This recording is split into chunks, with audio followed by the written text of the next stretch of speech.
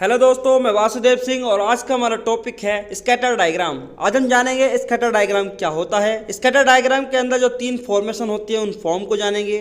Then correlation and regression क्या होता है। Then now scatter diagram. Scatter diagram is a diagram which is attempt to depict the influence of one variable on another variable। मतलब scatter diagram एक ऐसा diagram होता है जो कि यूज किया जाता है एक प्रभाव को दिखाने के लिए। मतलब एक वेरिएबल का दूसरे वेरिएबल पर कैसा प्रभाव है, एक फैक्टर का दूसरे फैक्टर पर कैसा प्रभाव है, उस प्रभाव को दर्शाने के लिए, उस प्रभाव को दिखाने के लिए एक डायग्राम यूज किया जाता है जिसको हम बोलते हैं scatter diagram.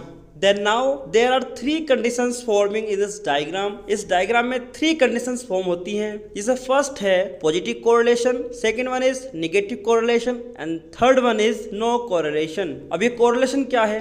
Correlation means the relationship between the two variable और द टू फैक्टर। मतलब जो भी दो वेरिएबल हैं या फिर दो फैक्टर है उन दोनों के बीच कैसा रिलेशन है, उन दोनों के बीच जो रिलेशन है उसी को बोलते हैं कोरिलेशन। दो फैक्टर और दो वेरिएबल के बीच जो रिलेशन होता है उसको बोलते हैं कोरिलेशन, दैट इज कोरिलेशन। अब यहाँ पर है first is positive correlation. Positive correlation means positive impact of one variable on the second variable. अब जैसे कि आप ग्राफ में देख सकते हो, सपोज दैट आपका वन वेरिएबल एक्स एक्सिस में है, सेकंड वेरिएबल वाई एक्सिस में है।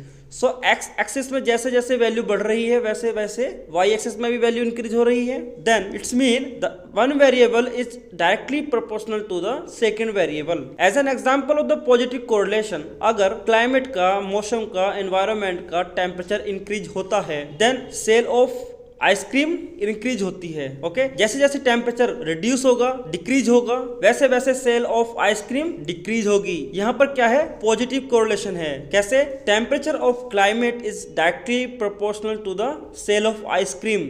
जैसे जैसे टेम्परेचर बढ़ेगा सेल ऑफ आइसक्रीम बढ़ेगी, टेम्परेचर ऑफ क्लाइमेट घटेगा सेल ऑफ आइसक्रीम घटेगी। सो ये क्या है? Positive correlation. Next one is negative correlation. So negative correlation में just opposite of the positive correlation means the one variable is inversely proportional to the another variable. जैसे कि आप graph में देख सकते हो, वन वेरिएबल इंक्रीज होगा then second variable decrease होगा, वन वेरिएबल डिक्रीज होगा देन सेकेंड वेरिएबल इंक्रीज होगा, that is negative correlation. As an example of the negative correlation, अगर मौसम का टेम्परेचर, एनवायरनमेंट का या फिर क्लाइमेट का टेम्परेचर अगर बढ़ता है देन सेल ऑफ ब्लैंकेट घटती है, ठीक है।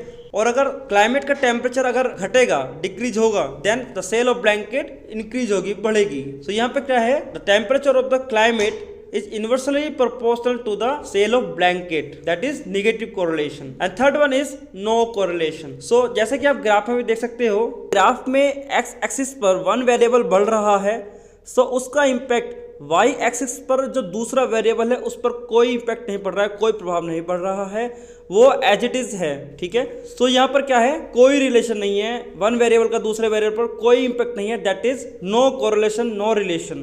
As an example of the no correlation, अगर क्लाइमेट का टेम्परेचर बढ़ रहा है या घट रहा है तो उसका कोई भी इम्पैक्ट नहीं पड़ता है किसी भी इलेक्ट्रॉनिक डिवाइस, जैसे कि नॉर्मली टेलीफोन या मोबाइल फोन्स, बाइक, कार। सो इनकी सेल पर कोई भी इंपैक्ट नहीं पड़ रहा है क्लाइमेट के टेम्परेचर का। So that's mean there is no relation, there is no correlation of the temperature of the climate to the sale of bike, phones, mobiles. So that is no correlation. Then next is regression. Regression says that the magnitude और the strength of the correlation. Suppose that अगर आपके दो factor और the दो variable के बीच कोई भी correlation है, कोई भी रिलेशनशिप है, चाहे वो पॉजिटिव कोरिलेशन हो या फिर नेगेटिव कोरिलेशन हो, देन ये तो बता दिया कोरिलेशन ने। देन उसके बाद में उनके बीच जो रिलेशनशिप है, वो रिलेशन है वो कितना स्ट्रॉन्ग है, that is magnitude, the strength of the relation. So उसको बताता है रेग्रेशन वैल्यू। रेग्रेशन वैल्यू की रेंज होती है -1 से +1 तक। अगर वो पॉजिटिव कोरिलेशन है देन वो +1 के क्लोज में होगी वैल्यू।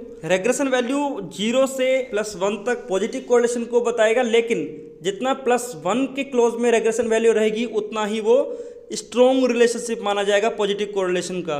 ऐसे ही 0 से -1 तक जो रेग्रेशन वैल्यू रहेगी वो निगेटिव कोरिलेशन को बताएगी, लेकिन जितने ही वैल्यू -1 के क्लोज में जाएगी उतना ही वो स्ट्रॉन्ग निगेटिव कोरिलेशन को बताएगी। और यदि रेग्रेशन वैल्यू 0 के नियरेस्ट में है, 0 का क्लोज में है, सो उसको वीक रिलेशनशिप मान के उसको साइड कर लिया जाता है। मतलब उन दोनों को नो रिलेशन के कैटेगरी में ले लिया जाता है, that is regression. Then scatter diagram, correlation and regression, ये सभी हम यूज करते हैं कॉज वैलिडेशन के लिए। जब भी हम कोई भी प्रॉब्लम सॉल्विंग मेथडोलॉजी यूज करते हैं प्रॉब्लम के रिजोल्यूशन के लिए, सो उसमें जो भी प्रोबेबल कॉज के बाद में पोटेंशियल कॉजेस को हम फाइंड आउट करते हैं, सो उनके सिमुलेशन के लिए, उनके वैलिडेशन के लिए हम इन मेथडोलॉजीज को यूज करते हैं। सो आज हमने जाना स्कैटर डायग्राम क्या होता है, कोरिलेशन क्या होता है, स्कैटर डायग्राम में कौन कौन सी फॉर्मेशन होती हैं और रेग्रेशन क्या होता है। और आज के वीडियो में सिर्फ इतना ही।